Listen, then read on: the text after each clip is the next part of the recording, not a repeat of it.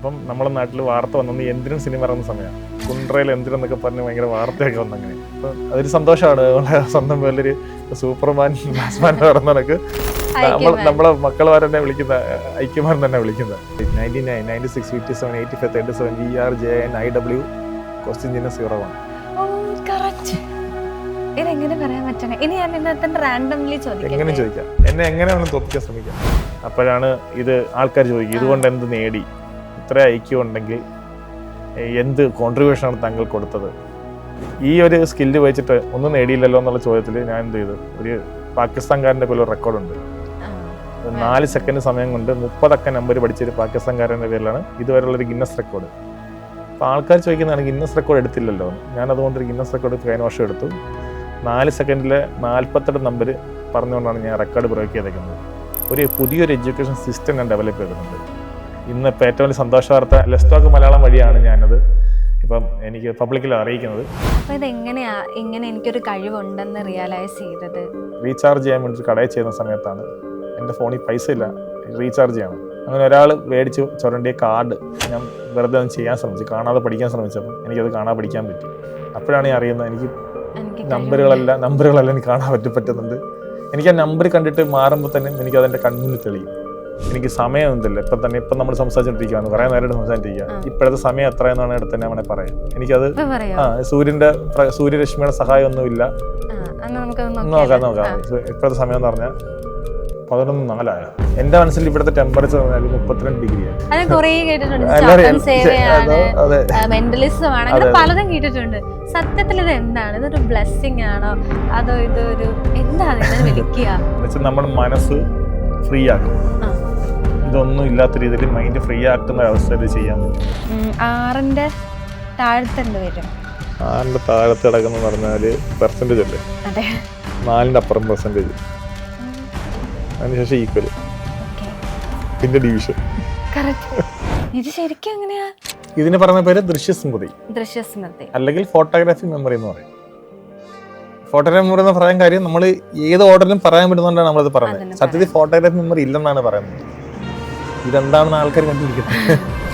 20 minute നിങ്ങൾ അതിനൊരു സമയം കണ്ടെത്തിയാൽ മതി. റീല് കാണുന്ന സമയത്തിൽ 1 മിനിറ്റിൽ നമ്മൾ കാണുന്ന റീൽ കാണാൻ 10-40-25 റീലുകൾ നമ്മൾ ചിലപ്പോൾ കണ്ടു കളയും. എന്ന് വെച്ചാൽ 3 സെക്കൻഡ് കഴിയുമ്പോൾ അടുത്ത റീൽ എടുക്കുക. നമുക്ക് ഇഷ്ടപ്പെട്ടില്ല, അപ്പോഴേ നമ്മൾ കൈ കൊണ്ട് സ്ക്രോൾ ചെയ്യുക. അപ്പം നമ്മൾ ആ റീല് കണ്ടിട്ടുണ്ട്, തുടക്കം കണ്ടു, അടുത്ത റീലിനും കുറച്ച് കാണും, അവന് 1 മിനിറ്റ് നമ്മൾ 20 സബ്ജക്റ്റാണ് തലയിൽ കയറ്റുന്നത്. അവസാനം തലച്ചോറിന് എന്ത് ചെയ്യാൻ പറ്റും? കൺഫ്യൂഷനാണ്. നമ്മൾ അറ്റൻഷൻ സ്പാൻ വളരെയധികം കുറയ്ക്കുക ചെയ്യുന്നത് റീല് കാണുന്നത്. ഇപ്പം ഞങ്ങൾ കഴിഞ്ഞ ഒരു സ്കൂളിൽ തോക്കെന്ന് പറഞ്ഞ 23 കുട്ടികളെ നമുക്ക് തന്നു.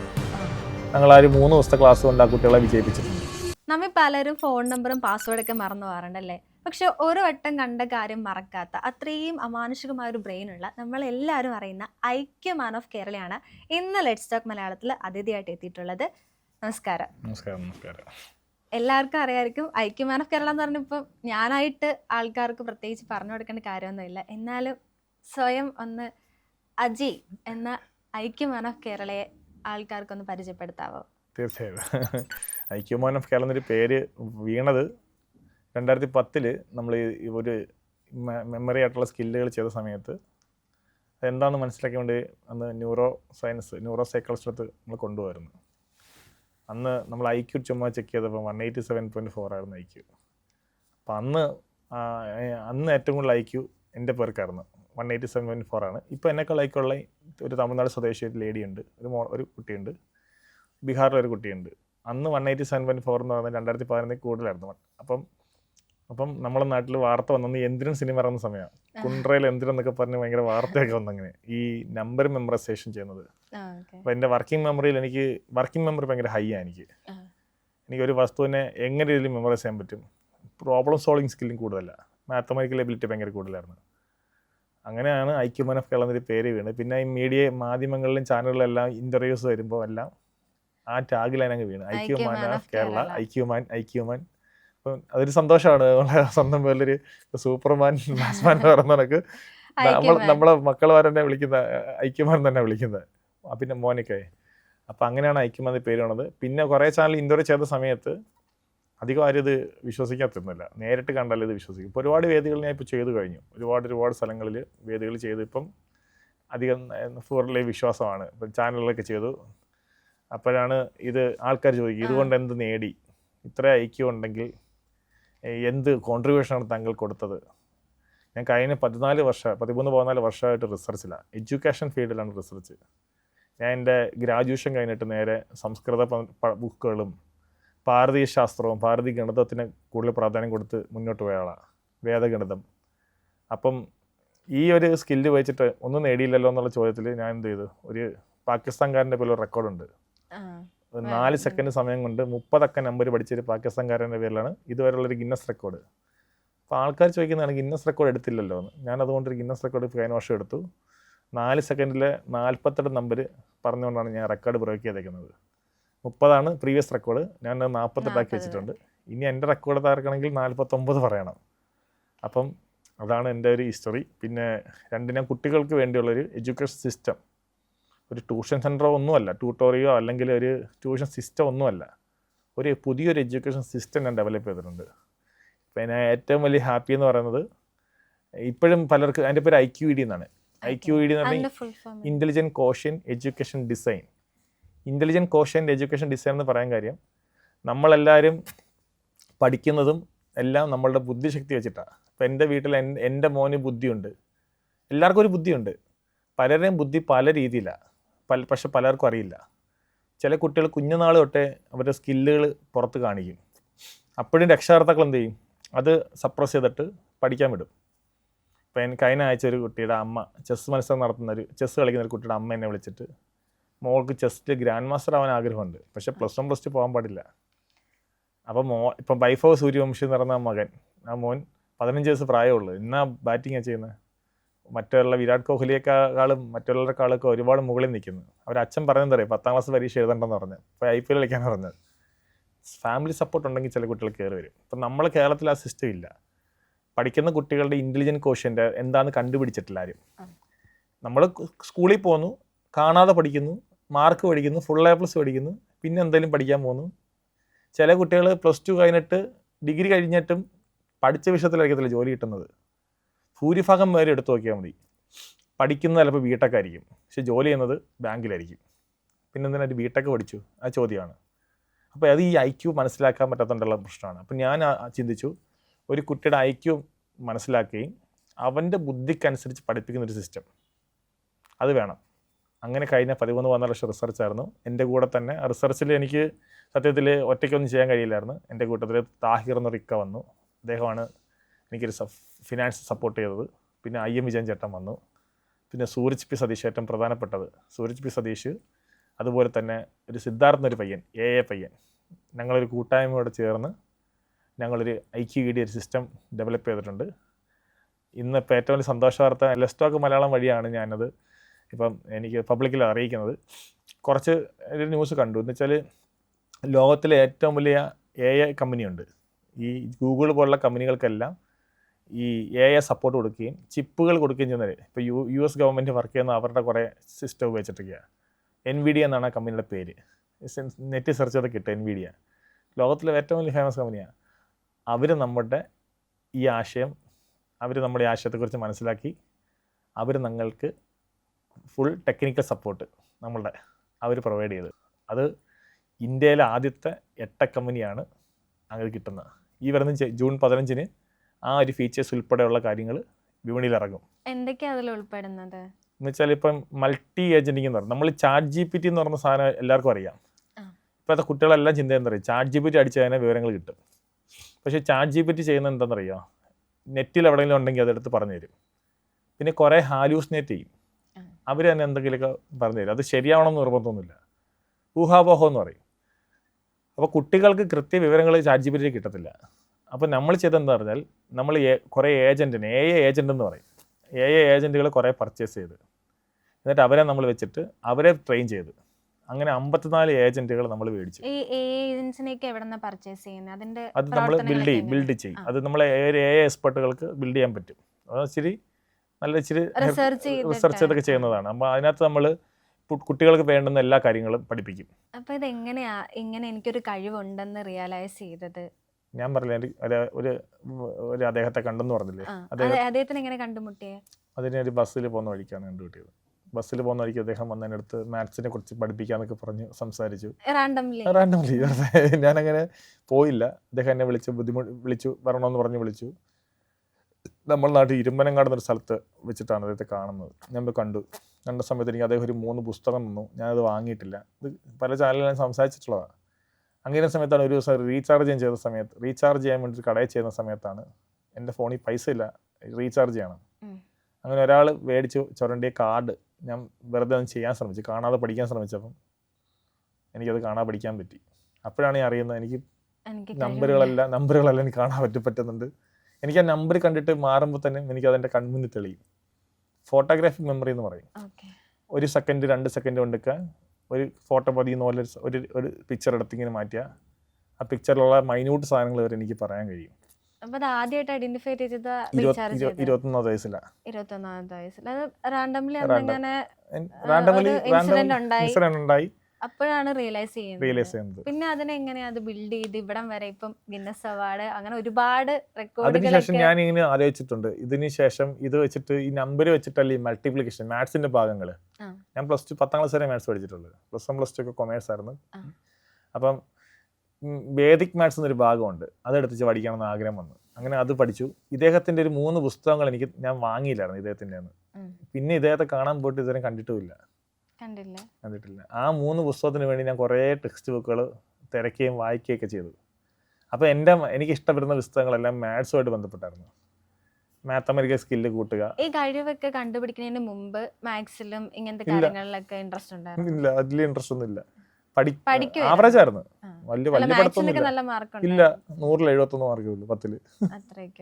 ഫസ്റ്റ് സെക്കൻഡ് ഉണ്ടായിരുന്നു പണ്ട്. 100-ൽ ഫസ്റ്റിന് 37, സെക്കൻഡിന് 37 മാർക്കേ ഉള്ളൂ. കുറവാ മാർക്ക്. പക്ഷേ ഇത് 21 വയസ്സിന് ശേഷം ഇത് അറിഞ്ഞതിന് ശേഷം എനിക്ക് ഇൻ്റഗ്രേഷനോ ഡിഫറൻസിയേഷനോ ഞാൻ പഠിച്ചിട്ടില്ല. എനിക്ക് ഏത് മാത്സ് വെച്ചാലും എനിക്ക് ചെയ്യാൻ പറ്റും, പാടുന്നില്ല. അതിനുശേഷം മനസ്സിലായി നമ്മളുടെ ഓരോ സെൻസ് ഓർഗൻസിനാണ് പവർ കൂടുതൽ. എനിക്ക് മനസ്സിലായി എനിക്ക് ദൂരെ വായിക്കാൻ പറ്റും.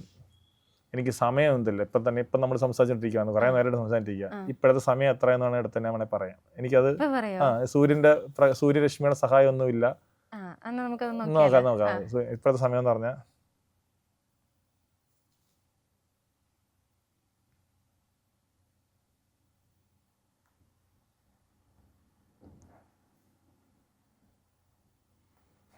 പതിനൊന്ന് 4 11:05 എനിക്ക് മനസ്സിൽ 11:04 വന്നത്. 5 ഇതിനെ പറഞ്ഞ പേരാണ് ലോപനസ്ഥം. ഇത് അദ്ദേഹത്തിന്റെ നോളജാണ്, ഗുരുവിന്റെ നോളജാണ്. ലോപനസ്ഥം എന്ന് പറഞ്ഞാൽ നമ്മളൊരു പ്രത്യേകമായ രീതിയിൽ കോൺസെൻട്രേറ്റ് ചെയ്ത് തന്നെ നമ്മളുടെ യൂണിവേഴ്സിൽ തന്നെ നമുക്ക് എന്ത് ചെയ്യാൻ പറ്റും, ടൈം ടെമ്പറേച്ചറൊക്കെ അറിയാൻ പറ്റും. ഒരു ഇൻഡ്യൂഷൻ പോലെ കിട്ടും നമുക്ക്. ഇങ്ങനെ ഇത്ര സമയമായി ഇതെങ്ങനെ ഇങ്ങനെ അറിയാൻ പറ്റുന്നേ? ഞാൻ കുറച്ചിങ്ങനെ മെഡിറ്റേറ്റ് ചെയ്യുമ്പോൾ തന്നെ ഫീൽ ചെയ്യും. ഇപ്പൊ 11:04 അല്ലെങ്കിൽ 11:05 ഫീൽ ചെയ്യും. ഇവിടുത്തെ ഇപ്പൊ ടെമ്പറേച്ചർ എന്ന് പറഞ്ഞാൽ എന്റെ മനസ്സിൽ ഇവിടുത്തെ ടെമ്പറേച്ചർ എന്ന് പറഞ്ഞാൽ 32 ഡിഗ്രിയാണ്. ചെക്ക് ചെയ്താൽ അതേ വരത്തുള്ളൂ. 32 ഡിഗ്രിയാണ് എന്റെ മനസ്സിൽ വരുന്നത്. എന്റെ മനസ്സിൽ ഇപ്പോഴും 32 ഡിഗ്രിയാണ് വരുന്നത്. 31 ഞാൻ എനിക്ക് 32 ഫീൽ ചെയ്യുന്നത്. 31 ആയിരിക്കും ചിലപ്പോൾ, എൻ്റെ ഒരു മിസ്റ്റേക്കാണ്. ഇത് സത്യത്തിൽ ഈ സ്കില്ലുകൾ കാണിച്ച സമയത്തെ ഈ ചാനലിലൂടെ കാണുന്ന ആൾക്കാർ വിചാരിക്കുന്നത് നമ്മൾ ഇപ്പോൾ ഞാൻ ആദ്യമായിട്ടാണ് കാണുന്നത്. നമ്മൾ വേനാന്ന് വിളിച്ചെങ്കിലും ഈ പറഞ്ഞ നേരത്തെ വന്നില്ല ഒരു ക്യാമറമാൻ, അന്ന് വന്നറില്ല ബിഹൈൻഡ് വുഡ്സിൽ. പക്ഷെ എനിക്കിപ്പം അത്ര ഓർമ്മ, രാത്രി ആയതുകൊണ്ട് എനിക്ക് ഓർമ്മയെന്ന് പോയത് ആള്. അപ്പൊ നമ്മൾ തമ്മിൽ ഒരു അഡ്ജസ്റ്റ്മെന്റ് ഇവിടെ ചെയ്യേണ്ട കാര്യമില്ല. എന്നെ വിളിച്ചിട്ട് സമയം ഞാൻ പറഞ്ഞുതരാം, നിങ്ങൾ പറ. പബ്ലിക്കിന്റെ ഇത് വെച്ച് പറയാം, പ്രീ പ്ലാൻ ചെയ്ത വീഡിയോ ആണെന്ന്. അപ്പൊ നമ്മള് ഇത് പല സ്ഥലങ്ങളിലും ചെയ്യുന്നുണ്ട്, ഇത് ചെയ്യുന്നുണ്ട്. ഞാൻ പലയിടത്തും കേട്ടിട്ടുണ്ട്.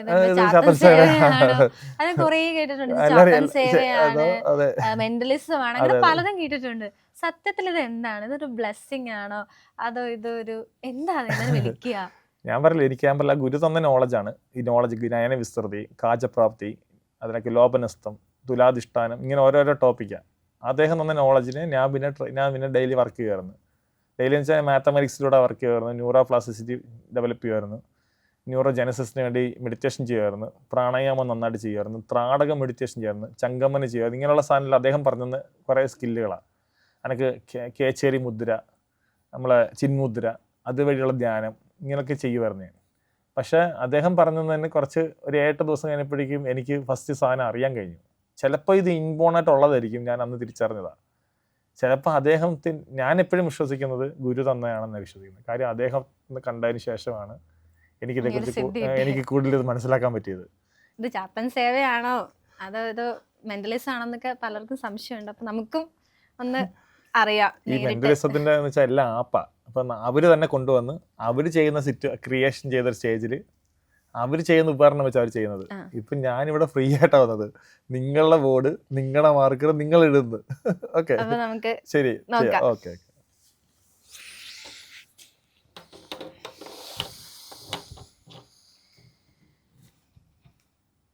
നമുക്ക് എഴുതാം.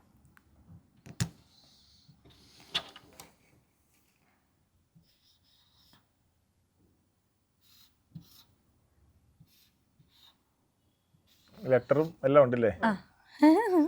ഇപ്പഴേ മനസ്സിലാക്കാൻ പറ്റും. അല്ല, ചോദിച്ചോ, നേരത്തെ അങ്ങനെ പറഞ്ഞല്ല, എല്ലാവരും എല്ലാം എഴുതി ബുദ്ധിമുട്ടിക്കുമെന്ന് പറഞ്ഞല്ല. ലെറ്റർ, നമ്പര്, ചിഹ്നം ഉണ്ടോ? എല്ലാം ഉണ്ട്.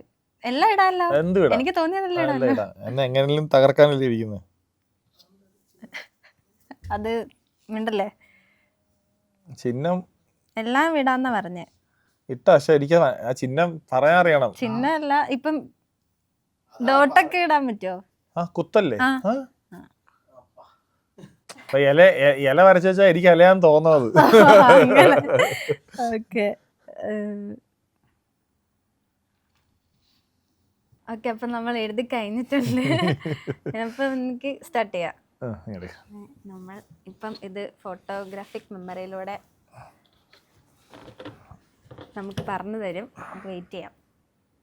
ഇത് മെഡിറ്റേഷനാണ്. നമ്മൾ പ്രത്യാഹാരം എന്ന് പറയും. എന്ന് വെച്ചാൽ നമ്മൾ മനസ്സ് ഫ്രീ ആക്കും. ഇതൊന്നും ഇല്ലാത്ത രീതിയിൽ മൈൻഡ് ഫ്രീ ആക്കുന്ന അവസ്ഥയിൽ ചെയ്യാൻ പറ്റും. ഞാൻ നോക്കട്ടെ, ശ്രമിക്കാം. ഓക്കെ,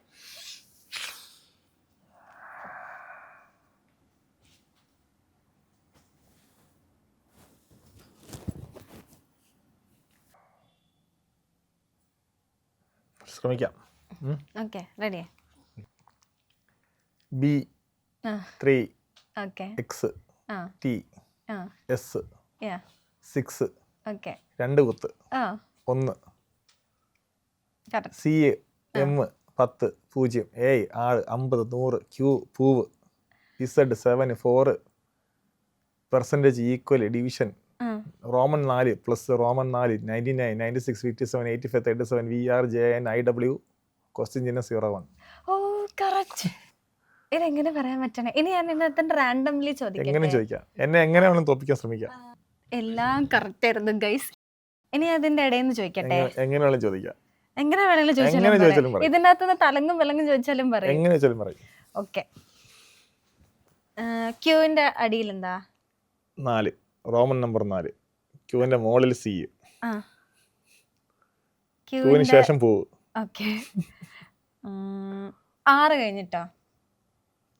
ലെറ്റർ 6 ജെ അല്ല, 5ാമത്തെ റോയില് 6 ഉണ്ട്. ലാസ്റ്റ് റോയില് വി ആർ ജെ എന്നുണ്ട്. അല്ല, അത് കറക്റ്റ്. J correct. ആ 6 അല്ലായിരുന്നു ഞാൻ ഉദ്ദേശിച്ചത്. എ ആറിന്റെ 6 50 100. ആണോ? അതെ, കറക്റ്റ്. 6ന്റെ താഴത്ത് എന്ത് വരും? 6ന്റെ താഴത്ത് കിടക്കുന്ന പറഞ്ഞാല് പെർസെന്റേജ് അല്ലേ? അതെ. 4ന്റെ അപ്പുറം പെർസെന്റേജ്, അതിനുശേഷം ഈക്വല്, പിന്നെ ഡിവിഷൻ. കറക്റ്റ്. ഇത് ശരിക്കും അങ്ങനെയാ. ഇത് കറക്റ്റ് ആട്ടോ ഗൈസ്. ഞാനില്ല ഈ കളിക്ക്. അടുത്തത് 3 കഴിഞ്ഞ് എക്സ്, 3ന് ശേഷം എം, താഴെ എം, മേളി എമ്മിന് 3ന് ശേഷം എക്സാ, മേളില് 3ന് ശേഷം എക്സ്, 3ന് താഴെ എം, എമ്മിന് താഴെ പൂവാ. അതെ, ആ പൂവിന് താഴെ അധികമാ, അതിന് താഴെ 6. ഇത്ര സമയം കൊണ്ട് എങ്ങനെ ഇതിങ്ങനെ? എനിക്കിത് ഫോട്ടോ പോലെ, ഞാൻ പറഞ്ഞില്ലേ, വിഷ്വലൈസേഷൻ മെമ്മറിയും ക്രിയേറ്റ് ചെയ്ത് പഠിക്കണം. എനിക്ക് ഫോട്ടോ പോലെയാണ്. എല്ലാം കറക്റ്റ് ആണ്. എനിക്കിത് ഫോട്ടോ പോലെയാണ്. എനിക്ക് വീണ കാണുന്നില്ലേ, അതുപോലെ എനിക്ക് ഇവിടെ കാണാൻ പറ്റും. അതുകൊണ്ട് ഇത്ര സ്പീഡിൽ പറയാൻ പറ്റുന്നത്. നല്ല നോക്കി വായിക്കുന്ന സ്പീഡില്ലേ. ഇപ്പം ഞാനിത് നോക്കി, എന്നിട്ട് ഞാനിങ്ങനെ പറയാൻ ശ്രമിച്ച എനിക്ക് എന്തെങ്കിലും കിട്ടും. വിഷ്വലൈസേഷൻ മെമ്മറി ഇമ്പ്രൂവ് ചെയ്ത് ആക്കാം ആയിരിക്കാം. അങ്ങനെ കിട്ടും. അങ്ങനെ ആക്കുക. അപ്പൊ എനിക്കത് ഞാനിത് കണ്ട് വായിക്കുന്നതിനുള്ള തെളിവ് ഞാൻ പറഞ്ഞുതരാം. അപ്പം എനിക്ക് കണ്ട് ഞാൻ ഓർക്കുന്നുണ്ടോ നോക്കിയാൽ മതി.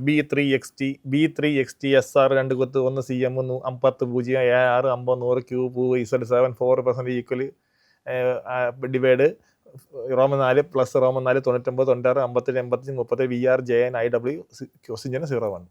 അത് ഓർക്കുമല്ല, കണ്ട് വായിക്കോ. എനിക്കിവിടെ കാണാം, ഇവിടെ കാണാം. എനിക്ക് ഇവിടെ തരത്തില് ഇത് തന്നെ കാണാം. ഇത് എടുത്ത് ഇവിടെ വെച്ചേക്കോ. ഇത് ഫോട്ടോ എടുത്ത് ഇവിടെ ഉണ്ട്. ഈ ഫോട്ടോ നോക്കിയിട്ടാണ് പറയുന്നത്. അല്ലെങ്കിൽ എനിക്ക് ഇത്ര സ്പീഡിൽ പറയാൻ പറ്റത്തില്ലല്ലോ. ഒരു ഫോട്ടോ എടുത്ത് നമ്മൾ നോക്കുന്ന അതേ ഇതില് കാണാൻ പറ്റും. അതുകൊണ്ട് ഇത് നമ്പറുകൾ എഴുതിയൊക്കെ ചെയ്തിട്ടുണ്ട്. ഇപ്പം എല്ലാം ഉണ്ട് ഇതിൽ. നിങ്ങൾ ചിഹ്നവും 2 കുത്തൊക്കെ ഇട്ടോ. ഇത് ടഫായിരുന്നോ അതോ? ടഫാ, ഇത് ടഫാണ്. പുറമെ ഒരാൾ ചെയ്യും. ഇപ്പം സാധാരണ കേസിൽ ചിലത് മിനിമോണസ് ടെക്നിക്സ് വെച്ച് ചെയ്യും.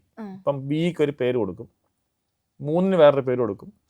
അത് നമ്പർ മാത്രമാണെങ്കിൽ പിന്നെ നമ്പറിന്റെ ടെക്നിക്ക് മാത്രം മതി. ഇത് നമ്പർ ചിഹ്നമുണ്ട്, ചിഹ്നത്തിന് അത് നിമോണിക്സ് ഇല്ല. പൂവടക്കമുണ്ട്. പൂവിനൊക്കെ നമ്മൾ നിമോണിക്സ് കൊടുക്കണമെങ്കിൽ സമയം എടുക്കത്തില്ല ചെയ്യാൻ. അതിനൊരു സമയം എടുക്കും. ഇപ്പം ബിന് ബുക്കെന്നോ 3 എന്തെങ്കിലും ഒരു വാക്ക്. ഞാൻ പഠിച്ചിട്ടില്ല നിമോണിക്സ്, എനിക്ക് അതിന്റെ ആവശ്യം വന്നിട്ടില്ല. വേർഡിൽ ആൾക്കാർ പഠിക്കുന്നത് നിമോണിക്സ് വെച്ചിട്ടാണ്. പക്ഷെ നിമോണിക്സ് വെച്ച് പഠിക്കുമ്പം ഇടയ്ക്കെന്ന് ചോദിച്ചാൽ പറയാൻ പറ്റത്തില്ല. അത് കണ്ടാലല്ലേ പറയാൻ പറ്റും. ഇപ്പം 4ാമത്തെ റോയിലെ T ആണ്. Tക്ക് താഴെ കിടക്കുന്നത് 0 ആണ്. 0ത്തിന് താഴെ കിടക്കുന്നത് 4 ആണ്. അത് കാണാൻ പറ്റും. 7 ആണ്. അത് കാണാൻ പറ്റും. അത് കണ്ടിന് പറയാൻ പറ്റും. അപ്പോൾ അതിന് നമ്പരൊന്നുമില്ല, ഒന്നുമില്ല. എന്ത് സാധനമായാലും കാണാൻ പറ്റും. നിങ്ങൾ ഇനിയിപ്പോൾ കൊത്തിട്ടില്ലേ, 1 കൊത്ത് 2 കൊത്ത് 5 കൊത്ത് 10 കൊത്ത് എന്ന് പറഞ്ഞ പല രീതിയിൽ നിങ്ങൾ എഴുതിയാലും എനിക്ക് കാണാൻ പറ്റും. ഇതിപ്പോ ഞാൻ ഏതെങ്കിലും ഒരെണ്ണം അല്ലെങ്കിൽ 2 മായ്ച്ചു, എന്ത് വേണം എടുത്ത് അത് ഏതോ മായ്ച്ചെന്ന് പറയാൻ പറ്റും. പിന്നെ എന്ത് ചെയ്യ്? ചെയ്യ്.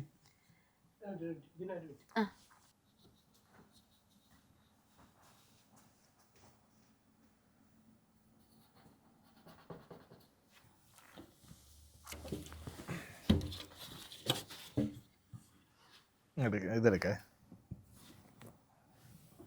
ഇവിടെ 01 ആയിരുന്നു, ഇവിടെ 2 കുത്തായിരുന്നു, ഇവിടെ പൂവായിരുന്നു, ഇവിടെ റോമൻ 4 ആയിരുന്നു, 96 ആയിരുന്നു.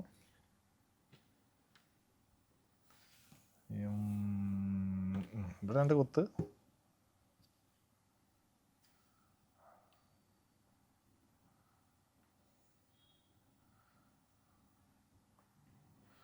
ബാക്കിയൊന്നുമില്ലല്ലോ. അല്ല, ശരിയാക്കി തോന്നല്ലോ. ഉണ്ടോ? ഇവിടെ 2 കുത്തായിരുന്നു, ഇവിടെ പൂവായിരുന്നു, ഇവിടെ ഇത് ഇട്ടില്ല 4 ആയിരുന്നു, 99 ആയിരുന്നു, 01 ആയിരുന്നു. ബാക്കിയെല്ലാം കറക്റ്റാക്കി. ഇനി നമുക്ക് അടുത്ത ടെസ്റ്റിലേക്ക് കടക്കാം. ഇതിന് പറയുന്ന പേര് ദൃശ്യസ്മൃതി അല്ലെങ്കിൽ ഫോട്ടോഗ്രാഫി മെമ്മറി എന്ന് പറയും. ഫോട്ടോഗ്രാഫി മെമ്മറി എന്ന് പറയാൻ കാര്യം നമ്മൾ ഏത് ഓർഡറിലും പറയാൻ പറ്റുന്നതുകൊണ്ടാണ് നമ്മളത് പറയുന്നത്. സത്യത്തിൽ ഫോട്ടോഗ്രാഫി മെമ്മറി ഇല്ലെന്നാണ് പറയുന്നത്. ഇതെന്താണെന്ന് ആൾക്കാർ കണ്ടുപിടിക്കട്ടെ. ഫോട്ടോഗ്രാഫി മെമ്മറി എന്ന് പറഞ്ഞാൽ സമയം പെട്ടെന്നായിരിക്കും, ഫോട്ടോ എടുക്കുന്ന സമയം മതിയായിരിക്കും. വിഷ്വലൈസേഷൻ മെമ്മറി എന്ന് പറഞ്ഞാൽ കുറച്ച് സമയം നമ്മൾ അനലൈസ് ചെയ്തിട്ട് എടുത്തിട്ട് നമുക്ക് എന്ത് വേണം, വിഷ്വലൈസേഷൻ ചെയ്യണം എവിടേക്കായിരുന്നു എന്നുള്ളത്. അത് ഡെയിലി പ്രാക്ടീസ് ചെയ്യുന്നത് അവരുടെ വിഷ്വലൈസേഷൻ എബിലിറ്റി കൂട്ടും. എല്ലാവർക്കും കൂട്ടാം. വിഷ്വലൈസേഷൻ എബിലിറ്റി കൂട്ടാൻ പറ്റും. അത് കൂട്ടിയാൽ തന്നെ എഡ്യൂക്കേഷനിൽ ഭയങ്കരമായിട്ട് മാറ്റം വരും കുട്ടികളില്. ഇപ്പോഴാണെങ്കിൽ കുട്ടികൾക്ക് കൂടുതൽ ഇപ്പം റീൽസും അങ്ങനെയൊക്കെ കണ്ടിട്ട് ഇപ്പൊ അറ്റൻഷൻ സ്പാൻ വളരെ കുറവായിട്ട് കൊണ്ടിരിക്കുകയല്ലേ. അപ്പൊ അവരുടെ അറ്റൻഷൻ സ്പാൻ കൂട്ടാനായിട്ട് എന്താ ചെയ്യുക? ഞങ്ങളിപ്പോൾ ഓൾറെഡി ഈ ഐക്യൂഡ് എന്ന് പറഞ്ഞ വെബ് ആപ്പിനകത്ത് നമ്മളത് ചെയ്യുന്നുണ്ട്. എന്ന് വെച്ചാൽ മോഡേൺ മെമ്മറി ടെക്നിക്കുകളുണ്ട്. ന്യൂമോണിക്സ്, പെഗ് പോലുള്ള മൈൻഡ് മാപ്പിങ്, മെമ്മറി പാലസ് പോലെ ടെക്നിക്കുണ്ട്. അതിനെ ക്ലബ് ചെയ്തിട്ട് കുട്ടികളുടെ വിഷ്വലൈസേഷൻ ഇമ്പ്രൂവ് ചെയ്യാൻ വേണ്ടി മാത്തമാറ്റിക്സ് വഴിയും ഈ മാത്തമാറ്റിക്സ് വെച്ച് പഠിപ്പിക്കുന്ന ജിമ്മ് ഭയങ്കര ഇമ്പോർട്ടൻ്റാണ്. അതാണ് അബാക്കസ് പഠിപ്പിക്കുമ്പം അവർ പെട്ടെന്ന് സ്പീഡ് കൂട്ടാനുള്ള കാര്യം അവരുടെ വിഷ്വലൈസേഷനാണ്. ആ മണി വെച്ചുള്ള വിഷ്വലൈസേഷനാണ്. അത് നല്ല രീതിയിൽ ഇമ്പ്രൂവ് ചെയ്തെടുക്കുകയാണെങ്കിൽ കുട്ടികൾ പഠനത്തിൽ ഭയങ്കര മുകളിലായിരിക്കും. വേദിക് മാത്സ് എന്നൊരു ഭാഗമുണ്ട്, അത് പഠിക്കുന്നത് വിഷ്വലൈസേഷൻ കൂട്ടാൻ ഭയങ്കരമായിട്ട് കൂട്ടും. വിഷ്വലൈസേഷൻ ഒരു മാറ്റവും ഇല്ല. ഭാരതീയ ഗണിതം എന്ന് പറയുന്ന 18 പുസ്തകങ്ങളാണ് പ്രധാനപ്പെട്ട. ക്രിയാക്രമധാരി, കാർമകണ്ഡേക്, അങ്ങനെ ഒരുപാട് ബുക്കുകളുണ്ട്. നമ്മളെ ലീലാവതി, ബീജഗണിതം, മാധവാചാര്യരുടെ ഗണിതസാര സംഗ്രഹം, ഇങ്ങനെയുള്ള ഓരോ ബുക്കുകളുണ്ട്. കരണ പദ്ധതി, ഈ ബുക്കുകളിനകത്തുള്ള ഒത്തിരി ബുക്കുണ്ട്. പാടി ഗണിതം, തസ്താനി, ഒത്തിരി ബുക്കുണ്ട്. ഞാനിതെല്ലാം വായിച്ചിട്ടുള്ള ആളാണ്. ഈ ബുക്കുകളിലൊക്കെ പല രീതിയിലുള്ള മാത്തമാറ്റിക്സിൽ പറയുന്നുണ്ട്. ഇതിനകത്തെല്ലാം വിഷ്വലൈസേഷൻ കൂടുതലാണ്. അതുകൊണ്ടാണ് പണ്ടുള്ള ആളുകൾ അമ്പലങ്ങളൊക്കെ പണിതപ്പോൾ അവർക്കറിയാമായിരുന്നു ഇത്ര കിലോമീറ്റർ ദൂരെ പോയിട്ട് അവിടെ നിന്ന് ഒരു ചരിവ് ഉയരം കെട്ടിയിട്ട് അവിടെ നിന്ന് വലിച്ചു കയറ്റിയ മേളിൽ ആ കുംഭം വന്നിരിക്കും എന്ന് തഞ്ചാവൂർ ക്ഷേത്രം പണിതിരിക്കുന്നത് അങ്ങനെയാണ്. അവർ നോളജ് കൂടുതലും വെച്ചേക്കുന്ന വിഷ്വലൈസേഷൻ വഴിയാണ്. അല്ലെങ്കിൽ പത്മനാഭസ്വാമി ക്ഷേത്രത്തിൽ ആ പ്രകാശരശ്മികൾ അതിൽ കൂടെ കടന്നു വരണമെന്ന് അവിടെ വിഷ്വലൈസേഷൻ ചെയ്യുവാണ്. അവിടെ ഒരു ബിൽഡിംഗ് വിഷ്വലൈസേഷൻ ചെയ്തു, ഇത്ര ഡിഗ്രിയിൽ വേണമെന്ന് ചിന്തിക്കുന്നു, പ്രകാശരശ്മികൾ കടന്നു വരുമെന്ന് ചിന്തിക്കുന്നു. ആ ഒരു പവർ പണ്ടുള്ള ആൾക്ക് കൂടുതലായിരുന്നു. അതിനെ എങ്ങനെ ഡെവലപ്പ് ചെയ്യുക എന്നുള്ള രീതിയിലാണ് നമ്മൾ ഐക്യോട് ആദ്യം തുടങ്ങിയത്. പക്ഷേ നമ്മളെ ക്ലാസ് വഴി ധാരാളം പേർക്ക് നമ്മളുടെ പ്രാക്ടീസുകൾ വഴി NLP പ്രാക്ടീസ് ഉണ്ട്, ന്യൂറോ ലിംഗ്വിസ്റ്റിക് പ്രാക്ടീസുകൾ വഴിയും നമ്മളുടെ ഈ പറഞ്ഞ നമുക്ക് എന്താ നമ്മളെ പ്രാണായാമം പോലത്തെ ടെക്നിക്കുകൾ വഴിയും ഏകാഗ്രത കൂട്ടിക്കൊണ്ട് ത്രാടക വഴി നമ്മളുടെ ശ്രദ്ധ കൂട്ടിക്കൊണ്ട് നമ്മളുടെ ന്യൂറോപ്ലാസ്റ്റിസിറ്റി എക്സസൈസുള്ള വേദിക് മാത്സ് പഠിച്ചുകൊണ്ട് തന്നെ നമുക്ക് ഓരോരുത്തർക്കും ഈ വിഷ്വലൈസേഷൻ കൂട്ടാൻ കഴിയും. ഫോട്ടോഗ്രാഫി മെമ്മറി വേറെയാണ്, ജസ്റ്റ് കാണുമ്പോൾ ഫോട്ടോ പോലെ എടുക്കാൻ പറ്റണം. പക്ഷേ വിഷ്വലൈസേഷൻ മെമ്മറി ധാരാളം പ്രാക്ടീസ് ചെയ്ത് ചിലപ്പം ഫോട്ടോഗ്രാഫി മെമ്മറിയോട് നേടാൻ കഴിയുമെന്ന് ഞാൻ വിശ്വസിക്കുന്നു. പക്ഷെ നമുക്ക് ഒറ്റയടിക്ക് എനിക്ക് ആ സ്കില്ല് പറ്റുന്ന എനിക്ക് ഒരാൾക്ക് ട്രെയിൻ ചെയ്യാൻ പറ്റുന്നില്ല. പക്ഷെ ഞാൻ വിഷ്വലൈസേഷൻ മെമ്മറി ഡെവലപ്പ് കൊടുക്കുന്നുണ്ട്. ഒരുപാട് കുട്ടികൾ വിഷ്വലൈസേഷൻ മെമ്മറിയിൽ ഇമ്പ്രൂവ് ആവുകയും ചെയ്യുന്നുണ്ട്. കാര്യം ഒരു ബുക്ക് പഠിച്ചാൽ അവർക്കറിയാം ബുക്കിൽ ഏത് വരിയിലാണ് കിടക്കുന്നത്. ചിലപ്പോൾ അത് എനിക്കിപ്പോൾ ഒരു സെക്കൻഡിൽ പറയാൻ പറ്റും ഈ നമ്പറുകൾ, ഞാൻ അങ്ങനെ പറയുന്നത്. പക്ഷേ അവർക്ക് ഒരു സെക്കൻഡിൽ പറയാൻ പറ്റത്തില്ലായിരിക്കും. പക്ഷെ 3 മിനിറ്റ് കൊണ്ട് പറഞ്ഞിട്ട് 3 അല്ലെങ്കിൽ 5 മിനിറ്റ് കൊണ്ട് ഇരുന്ന് പഠിച്ചിട്ട് ഞാൻ ഒരു സെക്കൻഡിൽ പറയുന്ന അതേ ആക്യുറസിയിൽ അവർക്കും പറയാൻ പറ്റും. അതിപ്പോൾ നമ്മളിപ്പോൾ സ്കൂളിലൊക്കെ പഠിക്കുമ്പോഴാണെങ്കിലും ഇപ്പം ഞാനൊക്കെ പഠിക്കുമ്പോഴാണ് നമ്മൾ ഭയങ്കരമായിട്ട് കാണാണ്ട് പഠിക്കുമല്ലോ. കാണാതെ പഠിച്ച് നമ്മൾ എക്സാമിന് എഴുതുമ്പോൾ നമുക്കിങ്ങനെ ഓർമ്മ വരുമല്ലോ, ഇന്ന ടെക്സ്റ്റിൽ ഇവിടെ ഇത് കിടപ്പുണ്ട്. അതിനെയാണ് വിഷ്വലൈസേഷൻ മെമ്മറി എന്ന് പറയുന്നത്. അപ്പൊ എനിക്ക് വിഷ്വലൈസേഷൻ ഓൾറെഡി എല്ലാവർക്കും ഉണ്ട്. അത് ഇംപ്രൂവ് ചെയ്താൽ മതി. പഠിക്കുമ്പോൾ പിക്ചർ ആയിരിക്കും കൂടുതൽ കിട്ടുന്നത്, നമ്മൾ വരികളാക്കണം. ചിലപ്പം ഈ സൈഡിൽ കിടപ്പുണ്ട്, പക്ഷെ അത് അങ്ങോട്ട് ചിലപ്പോൾ കറക്റ്റ് ആയിട്ട് കിട്ടത്തില്ല. ഇവിടെ ഇങ്ങനെയുണ്ട്. അപ്പം എല്ലാവരുടെയും ഉള്ളിൽ ഉണ്ട് വിഷ്വലൈസേഷൻ മെമ്മറി ഉണ്ട്. അതിന്റെ സമയം ഗ്രാജുവലായിട്ട് കുറയ്ക്കാൻ നോക്കണം. ഇപ്പൊ ചിലപ്പോൾ 5 മണിക്കൂർ ചിലപ്പോൾ അല്ല 10 മിനിറ്റ് ചിലപ്പോൾ നമ്മൾ ആ പേജ് വായിച്ചാലായിരിക്കും നമ്മൾ മാറ്റിയിട്ട് ഇന്ന സ്ഥലത്ത് ഇന്നതുണ്ടല്ലോ ഇന്ന സ്ഥലത്ത് ഇന്നുണ്ടല്ലോ പറയാൻ വരുന്നത്. 10 8 നല്ലതല്ലേ, 7 നല്ലതല്ലേ? അങ്ങനെ 1 സെക്കൻഡ് ആക്കാൻ പറ്റണം. 1 സെക്കൻഡ് ആക്കിയാൽ ഫോട്ടോഗ്രാഫി ആയി. ഇതുപോലെ ഇപ്പം ഒരുപാട് പ്രാക്ടീസ് ചെയ്ത് കഴിഞ്ഞാൽ ചിലപ്പോൾ ആകാം. അതിനൊരു 10-12 വർഷമൊക്കെ ചിലപ്പോൾ മെനക്കെടേണ്ടി വരുമായിരിക്കും. ചിലപ്പോൾ ഒരു 5-6 ഇപ്പം ഞാൻ പറഞ്ഞ ഇപ്പോൾ ഒരു കുട്ടി 5ാം ക്ലാസ്സിൽ പഠിക്കുന്ന കുട്ടി +2 വരെ സമയത്തും നമ്മളുടെ ഈ വിഷ്വലൈസേഷൻ ടെക്നിക്കുകളും നമ്മളുടെ ടെക്നിക്കുകൾ പഠിക്ക്. ഒരു 15 മിനിറ്റ് ഡെയിലി വർക്ക് ചെയ്താൽ മതി. ഞാനത് എല്ലാവരും ആവശ്യപ്പെടുന്നത്. ഒരു 20 മിനിറ്റ് നിങ്ങൾ അതിനൊരു സമയം കണ്ടെത്തിയാൽ മതി. റീല് കാണുന്ന സമയത്തിൽ 1 മിനിറ്റിൽ നമ്മൾ കാണുന്ന റീൽ കാണാൻ 10-40-25 റീലുകൾ നമ്മൾ ചിലപ്പോൾ കണ്ടു കളയും. എന്ന് വെച്ചാൽ 3 സെക്കൻഡ് കഴിയുമ്പോൾ അടുത്ത റീൽ എടുക്കുക. നമുക്ക് ഇഷ്ടപ്പെട്ടില്ല അപ്പോഴേ നമ്മൾ കൈ കൊണ്ട് സ്ക്രോൾ ചെയ്യുക. അപ്പം നമ്മൾ ആ റീല് കണ്ടിട്ടുണ്ട്, തുടക്കം കണ്ടു, അടുത്ത റീലിനെ കുറച്ച് കാണും. അവന് 1 മിനിറ്റ് നമ്മൾ 20 സബ്ജക്റ്റാണ് തലയിൽ കയറ്റുന്നത്. അവസാനം തലച്ചോറിന് എന്ത് ചെയ്യാൻ പറ്റും? കൺഫ്യൂഷനാവും. ഇത് സ്പാൻ ഓഫ് അറ്റൻഷൻ കുറയ്ക്കും. നമ്മൾ അറ്റൻഷൻ സ്പാൻ വളരെയധികം കുറയ്ക്കുക ചെയ്യുന്നത് റീല് കാണുന്നത്. അതിന് പരിഹാരം എന്ന രീതിയിൽ നമ്മളുടെ എന്താണ് ഈ ന്യൂറോപ്ലാസ്റ്റിസിറ്റി എക്സസൈസും ചെയ്ത് ന്യൂറോ ലിംഗ്വിസ്റ്റിക് പ്രോഗ്രാമിങ്ങിൻ്റെ കോഴ്സും അറ്റൻഡ് ചെയ്ത് നമ്മൾ വേദിക് മാത്സ് വഴിയുള്ള വിഷ്വലൈസേഷൻ കൂട്ടുകയാണെങ്കിൽ ഡെയിലി പ്രാക്ടീസ് ചെയ്യുന്ന ഒരാൾക്ക് എന്ത് ചെയ്യാൻ പറ്റും? ഇതിനെ തിരിച്ചു കൊണ്ടുവരാൻ പറ്റും. ഞാനത് കുട്ടികളെ വീട്ടിൽ ഫ്രീ ആയിട്ട് ട്യൂഷൻ എടുക്കുമായിരുന്നു. വീട്ടിൽ വരുന്ന കുട്ടികളെ ഞാൻ ഇന്ന് വരെ ഫീ മേടിച്ചിട്ടില്ല. അപ്പോൾ എനിക്കിത് പറഞ്ഞു കൊടുക്കാൻ ഭയങ്കര ആഗ്രഹമാണ്. എനിക്കിത് കോൺട്രിബ്യൂട്ട് ചെയ്യണമെന്ന് ഭയങ്കര ആഗ്രഹം. നമ്മുടെ രാജ്യത്തിൻ്റെ ഇത് സംഭാവന ചെയ്യണമെന്ന് ഭയങ്കര ആഗ്രഹം. നമ്മൾ എഡ്യൂക്കേഷൻ സിസ്റ്റത്തിൽ എന്തെങ്കിലും മാറ്റം കൊണ്ടുവരണമെന്ന് ഭയങ്കരമായ ആഗ്രഹത്തിൽ ജീവിക്കുമായിരുന്നു. കുട്ടികൾക്ക് ഇപ്പോൾ ഏറ്റവും കൂടുതൽ എല്ലാവരും വെറുക്കുന്ന ഒരു സബ്ജക്റ്റാണ് മാത്സ്. അപ്പോൾ അവരെ എങ്ങനെയാണ് മാത്സ് കൂടുതലായിട്ട് അവർക്ക് ഹെൽപ്പ് ചെയ്യാൻ പറ്റുന്നത്? മാത്സ് ചെയ്യാനായിട്ടും എളുപ്പ വഴി എന്തായിരിക്കും അവർ പഠിക്കാൻ? അതായത് ഞാൻ നേരത്തെ പറഞ്ഞു, നമ്മൾ വേദിക് മാത്സ് എന്ന് പറഞ്ഞ സാധനം എന്ന് പറഞ്ഞാൽ എല്ലാം ഷോർട്ട് കട്ടാണ്. ഭാരതി ഗണിതത്തിനകത്ത് ഒരുപാട് ഷോർട്ട് കട്ട് ഉണ്ട്. ഞാൻ ചെയ്ത് വെച്ചേക്കുന്ന ചെറിയ 400 വീഡിയോസ് ഞാൻ എടുത്തിട്ടുണ്ട് മാത്സിൻ്റെ. ഒരു കുട്ടിക്ക് അത് കാണുന്ന കുട്ടിക്ക് ഷോർട്ട് ട്രിക്സ്, സ്പീഡ് മാത്തമാറ്റിക്സ് എന്ന് പറയും. ഒരു ക്വസ്റ്റ്യൻസിനെ എങ്ങനെ ലഘുവായിട്ട് ചെയ്യാം, എങ്ങനെയാണ് എൻ്റെ ലാംഗ്വേജ്, മാത്സിൻ്റെ ഒരു ലാംഗ്വേജ് ആയിട്ട് ഞാൻ കണക്ട് ചെയ്തിട്ടുണ്ട്. അപ്പോൾ അത് ഡെയിലി കാണുന്ന കുട്ടിക്ക് മനസ്സിലാവും ഇത്രയേ ഉള്ളൂ മാത്സ് എന്ന്. ആദ്യം എടുത്ത് മാറ്റേണ്ടത് പേടിയാണ്. ഇപ്പോൾ നമ്മൾ ഐക്യോട് വഴി ഇപ്പോൾ പഠിച്ച കുട്ടികളുടെ അടുത്ത് വേണമെങ്കിൽ ഇപ്പോൾ ഇത് കാണുന്ന കുട്ടികൾക്ക് വേണമെങ്കിൽ അതിന് കമൻറ്റ് കിടാൻ വേണമെങ്കിൽ. കാര്യം നമ്മൾ ഒരുപാട് കുട്ടികൾ നമ്മൾ എടുത്ത കുട്ടികളെല്ലാം ഹാപ്പിയാണ്. ഇപ്പോൾ ഞങ്ങൾ കഴിഞ്ഞ ഒരു സ്കൂളിൽ തോക്കുമെന്ന് പറഞ്ഞ് 23 കുട്ടികളെ നമുക്ക് തന്നു. ഞങ്ങൾ ആ ഒരു 3 ദിവസത്തെ ക്ലാസ് കൊണ്ട് ആ കുട്ടികളെ വിജയിപ്പിച്ചിട്ടുണ്ട്. ഈ ഗ്രേഡ് പോലും കിട്ടത്തില്ലെന്ന് പറഞ്ഞ ടീച്ചറാണ്. D+ കിട്ടിയ ഒരു സന്തോഷമായിരുന്നു. പക്ഷേ അതിനകത്ത് ഏറ്റവും കുറഞ്ഞ് കിട്ടിയ മാർക്ക് C+. ഏത് കുട്ടിയെ തന്നാലും ഞാൻ എന്ത് ചെയ്യാം, ആ കുട്ടിയെ 3 ദിവസത്തിനുള്ളിൽ മാറ്റി തരാം. പേടി മാറും. അവരെ പേടി മാറ്റാൻ ഒരു സ്കില്ലുണ്ട്, അത് ചെയ്യണം. നമ്മൾ എപ്പോഴും വലിയ വലിയ കാര്യങ്ങളോ അല്ലെങ്കിൽ വലിയ വലിയ ഫോർമുല പറയുന്നുണ്ടെങ്കിൽ മാത്സിൻ്റെ ഒരു ലാംഗ്വേജ് ആക്കി കണക്കാക്കി ആ ലാംഗ്വേജ് പഠിപ്പിച്ചെടുക്കണം. അതാണ് നമ്മൾ ഐക്യൂട് ചെയ്യുന്നത്. കുട്ടികളെ മാത്സിൻ്റെ ലാംഗ്വേജ് നമ്മൾ പഠിപ്പിക്കുന്നുണ്ട്. ഇപ്പോഴും എല്ലാവർക്കും കണക്കെന്ന് പറഞ്ഞൊരു പേടി സ്വപ്നമാണ്. ഐക്യൂടിനകത്തൂടെ പോയി കഴിഞ്ഞാൽ പേടി വരത്തില്ല, 100% ഉറപ്പ് വരാം. അവർ 1-2 ഡെമോ ആണെങ്കിൽ എടുത്ത് നോക്കാമല്ലോ ക്ലാസ്സിൻ്റെ. ഞാൻ 2-3 വീഡിയോസ് ഇട്ടിട്ടുണ്ട്. ടേബിൾ പോലും ഉണ്ടല്ലോ, നമ്മൾ മൾട്ടിപ്ലിക്കേഷൻ ടേബിൾ പോലും 100 വരെ നമുക്ക് 5 മിനിറ്റ് കൊണ്ട് പഠിക്കാൻ പറ്റും. പക്ഷെ നമ്മൾ ആ സ്കൂളിൽ ആ സിസ്റ്റം നമ്മൾ ചെയ്തിട്ടില്ല.